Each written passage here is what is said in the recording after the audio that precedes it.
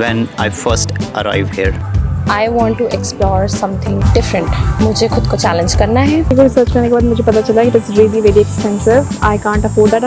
I was not having that kind of saving to pursue. When I came first here in Ottawa, जैसे ही मैं बाहर निकला, I was shocked. Oh my God, extreme winter था वो. I don't know why everybody has that mentality कि तब तक तो तुम्हें सेट होना ही पड़ेगा. कनाडा में काफ़ी प्लस पॉइंट्स थे. Language was not a barrier, although French यहाँ पे काफ़ी ज़्यादा है, but nobody will force you to learn that particular language to work here. Hello guys, welcome again. इस वीडियो में मैं कंटिन्यू कर रहा हूँ वाई आई चोज़ कनाडा. और जैसा कि लास्ट 2 वीडियोज़ में हम लोगों ने देखा कि I tried sharing my story and few of my friends share their story. तो इस वीडियो में कुछ मैं फ्रेंड्स एंड स्ट्रेंजर्स से मिला and let's see their story why they chose Canada. Enjoy. Now let's talk about what I miss about India. कई सारी चीज़ें. First and foremost is my family. Of course, like it's very difficult for us to connect क्योंकि यहाँ दिन वहाँ रात ये issue time zone का बहुत ज़्यादा है. Second thing I miss about India is food. Obviously, I can get food here as well, Indian food. There are a lot of Indian restaurants. तो कोई problem नहीं है, but still like Indian food, Indian price. यहाँ price बहुत ज़्यादा होता है. Okay.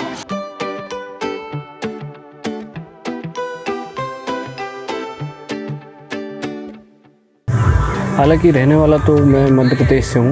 Madhya Pradesh के एक बहुत छोटे शहर से, जबलपुर से. जो करियर है वो मैंने किया था as a sales person. Byju's आपने सुना होगा नाम बहुत. हालांकि वो कंपनी अब नहीं रही, लेकिन उसने सिखाया बहुत कुछ. 4.5 साल दिए हैं मैंने उसको अपने जीवन के, और उन 4.5 साल में बहुत कुछ सीखने को मिला. बहुत नई चीज़ें, बहुत पर्सनैलिटी डेवलप हुआ. So I've lived abroad my entire life. When I went back to my home country, I knew that I wanted to come abroad, but Canada wasn't the country that I wanted to come into. So it was always US.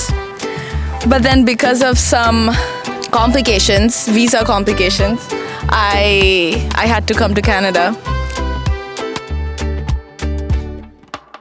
Next is something like friends.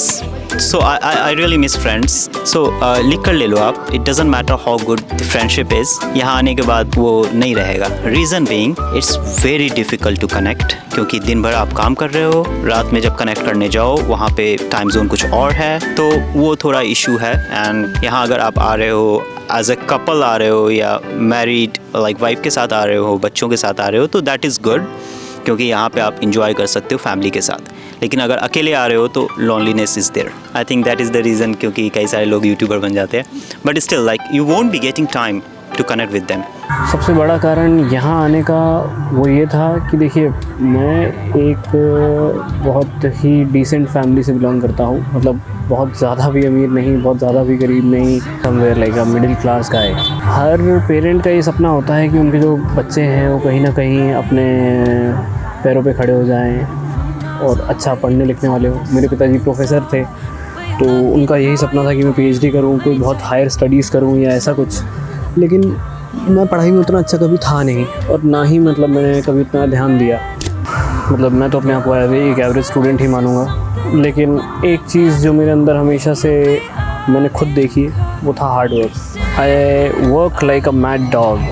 When I work, I work. So I started applying to a lot of universities in the US.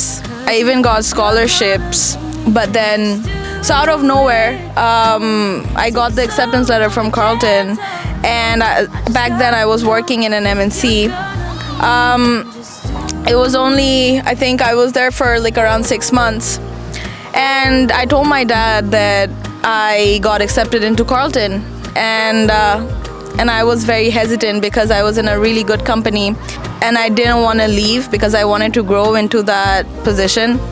But then my dad, he said one thing, that we have to explore wherever life takes us.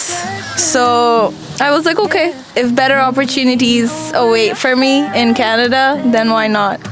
Now the question is, was it worth it? I'll say it depends. क्योंकि जब मैं यहाँ आया everything was so costly, क्योंकि जब मैं compare करता था इंडियन रुपीज़ में बहुत ज़्यादा होता था। इवन एक कप कॉफ़ी का around $5 to $10 and $10 is 600 rupees there, और वहाँ ईज़िली आपको मिल जाता है 10, 15, 20 रुपीज़ में। लेकिन हाँ, अगर आप यहाँ कमाना शुरू कर दो then you won't be comparing it with Indian money.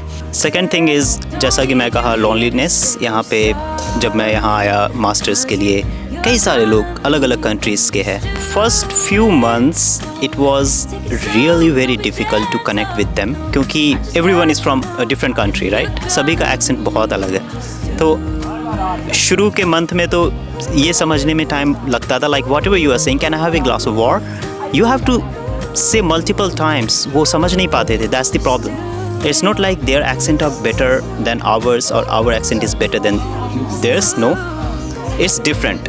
सो थोड़ा टाइम लगता है समझने में accent, but once you get at that point you can enjoy meeting them, talking to them. India से यहाँ पर आने का सबसे बड़ा कारण ये था कि देखिए, अगर मैं 12 घंटे वहाँ पर भी काम कर रहा हूँ, मैं सेल्स में था, तो वहाँ पर ना चाहते हुए भी आपको काम करना ही पड़ेगा, क्योंकि आपके जो टारगेट्स हैं वो आपको कंप्लीट करने हैं। तो कमा तो मैं रहा हूँ, नो डाउट। मेरी जो सैलरी थी वो लगभग क्लोज टू लाइक 1 लाख 1,10,000 के आसपास थी, जो सैलरी आपके खाते में आ जाती है। फिर आपका इंसेंटिव है। लेकिन यार, मतलब जो मेरे सपने थे, जिस हिसाब का मेरा खर्चा था और जो ये सारी चीज़ें थी, वो मैं पूरा नहीं कर सकता था। हो सकता है मतलब जो वो सैलरी मैं बता रहा हूँ आज की डेट में अभी भी बहुत ज़्यादा हो कई लोगों के लिए, लेकिन मेरे लिए इनफ नहीं थी, क्योंकि जितना मैं काम करता था आई वॉज़न्ट सेटिस्फाइड कि हाँ भाई मेरे को इतने सैलरी मिलनी चाहिए। मैं हमेशा क्रेव करता था, नहीं यार मैं जितना करता हूँ उससे तो मुझे ज़्यादा ही मिलना चाहिए। Sometimes it gets lonely.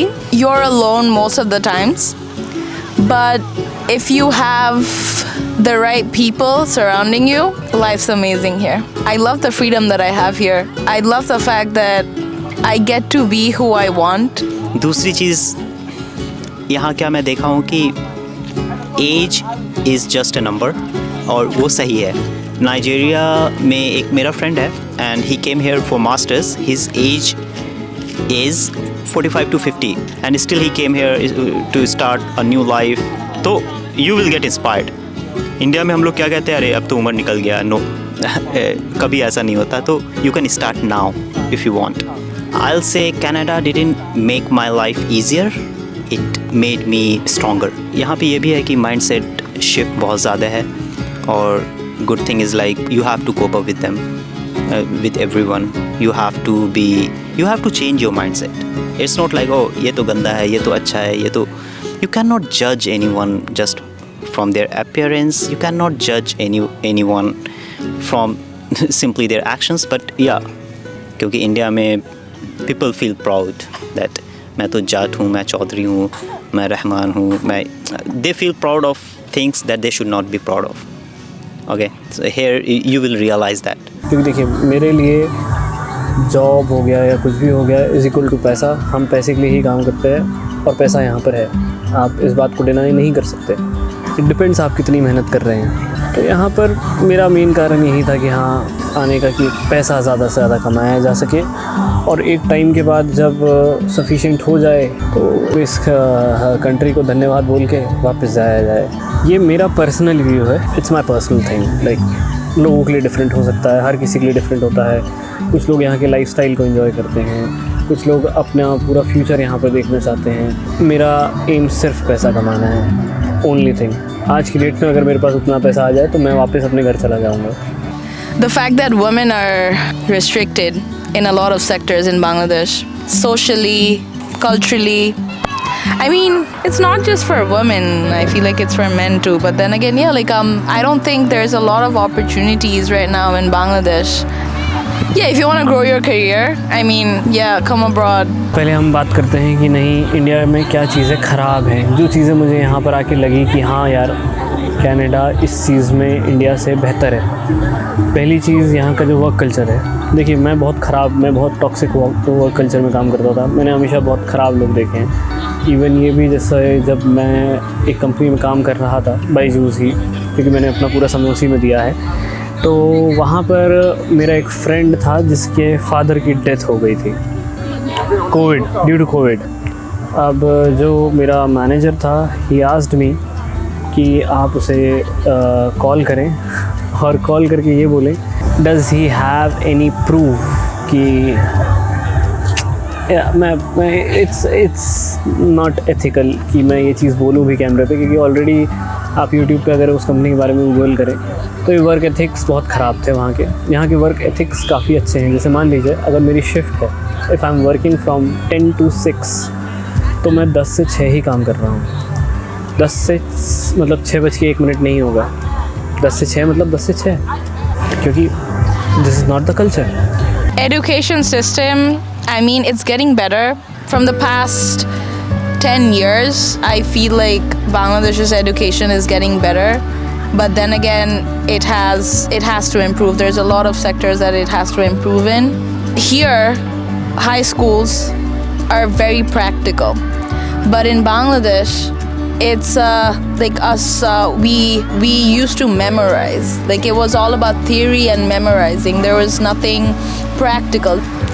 But here you have the opportunity to get into everything, like hands-on. Secondly लोग यहाँ पर हेल्पफुल हैं। हेल्पफुल एज इन यहाँ पर लोग थोड़े ज़्यादा पोलाइट हैं। कैनेडियन कल्चर में पोलाइटनेस हो गया, हम्बलनेस हो गई, ये चीज़ है और ये एक कल्चरल डिफरेंस है, क्योंकि इंडिया में लोग पोलाइट नहीं हैं। इवन जब मैं भी वहाँ पर था तो मैं भी लोगों से पोलाइट नहीं था। यहाँ पर आके आपको समझ में आता है कि नहीं बाबा डिफरेंस है, there is a huge difference. तो ये कल्चर हमें कहीं ना कहीं यहाँ से कुछ ना कुछ सीखना चाहिए। ऐसा नहीं है कि मतलब हम पूरी तरीके से कैनेडियन बन जाएंगे, लेकिन कहीं ना कहीं आपको एक अच्छा इंसान ज़रूर बनाता है। और it's about time and how much time you have spent with these people. अगर आप यहाँ पर आके भी अगर आप सिर्फ इंडियन ग्रुप्स में ही अगर आप शामिल हैं, अगर आप अपने आप को बहुत ज़्यादा अगर आपने आप को लॉक करके रखा हुआ है कि नहीं मैं सिर्फ एक पर्टिकुलर सेट ऑफ ग्रुप से ही बात करूँगा, जैसे मान लीजिए अगर मैं गुजराती हूँ तो मैं गुजराती लोगों के साथ ही घूमूंगा, तो मेरा डेवलपमेंट नहीं होगा। नो डाउट आप जो भी आप अपने एम से आए हैं वो चीज़ आप कर ले जाएंगे, लेकिन भाई थोड़ा तो सीखें। मतलब अगर वो भी हमारे यहाँ आते हैं, जैसे मान लीजिए जो भी गोरे हैं यहाँ पर, ये हमारे यहाँ आते हैं, देखिए हमारे यहाँ के कल्चर को सीखने की कोशिश करते हैं, हिंदी बोलने की कोशिश करते हैं, भलाई नहीं बोल पाते लेकिन कोशिश तो करते हैं। Will you recommend our viewers to choose Canada as a country? Yeah, I would because yeah, I would. It's good. I would leave Canada if I have a better opportunity back in my home country, but I think I'm loving Canada way too much right now. I think I've adapted to the Canadian environment. But yeah, if I do have a better opportunity back in Bangladesh, yeah, I would go back. Okay. अब India में क्या चीज़ अच्छी है जो यहाँ के comparison में? सबसे पहली और इम्पॉर्टेंट चीज़ medical facilities. Medical facility India की ज़बरदस्त है भाई। मान लो अगर आप एक्सरे कराते हो या कोई भी रिपोर्ट आपको चाहिए तो आपको सेम डे वो रिपोर्ट मिल सकती है, मिल जाती है, मिल सकती क्या है, आप पैसा दें आपको मिल जाएगी रिपोर्ट। यहाँ पर ऐसा नहीं है। यहाँ पर मान लीजिए अगर आज आपकी रिपोर्ट आपने, जैसे मेरा एक दोस्त है उसका एक्सरे करवाया था उसने, तो आफ्टर डूइंग दैट उसको 2 हफ्ते वेट करना पड़ा एक्सरे के लिए, मतलब उसकी रिपोर्ट आने के लिए। और एक्सरे जब वो कराने जाने वाला था तो उसके लिए उसे 2 हफ्ता वेट करना पड़ा। अब मान लो यार किसी का अगर हाथ टूटा है तो 2 हफ्ते वो निकल गए, 2 हफ्ते यहाँ निकल गए, तो महीना भर तो आपका यहीं निकल गया। महीने भर में तो हड्डी इधर उधर जुड़ सकती है। ये बात तो मतलब मैं मेडिकल साइंस से नहीं हूँ, मतलब मेडिकल मुझे नहीं पता, बट इतना तो पता है अगर बहुत ज़्यादा टाइम लगाती है तो हड्डी गलत जुड़ जाएगी। तो आदमी अब जाके अब उसने प्लास्टर बनवाया है क्योंकि उसे पूरा 1 महीना लग गया। ऐसा नहीं है कि यहाँ पर सिर्फ हम परेशान हैं, मतलब इमिग्रेंट्स हैं वो परेशान हैं, यहाँ के लोकल लोग भी बहुत ज़्यादा परेशान हैं। मेडिकल सिस्टम यहाँ का उतना अच्छा है नहीं। इंडिया का बहुत ज़बरदस्त है, ज़बरदस्त डॉक्टर्स हैं, इतने इंटेलिजेंट डॉक्टर्स हैं, नो डाउट।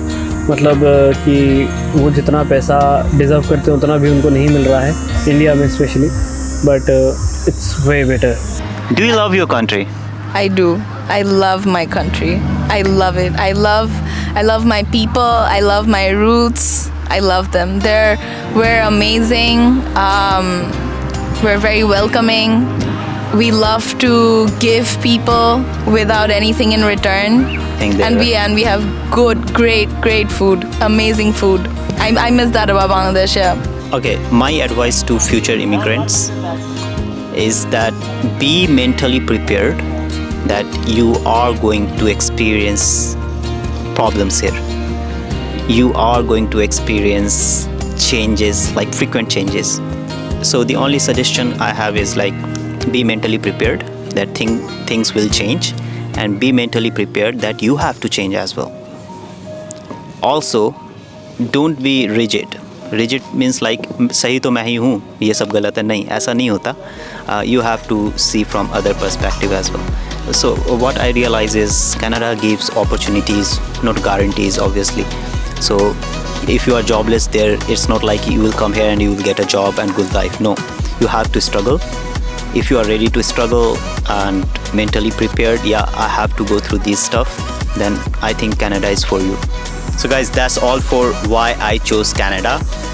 इस सीरीज़ में 3 वीडियोज़ हैं. Go and check all those videos and I think you will enjoy and it will help you to take decision you should choose Canada or not. So guys, इस तरह का video देखने के लिए like and subscribe, और मैं ऐसा video बनाता रहूँगा. So next topic will be something related to Canada. See you there. Bye. Can you ask my viewer to share, subscribe and like this video? Guys, please share, subscribe, and like Habib's videos. They're amazing. They're great.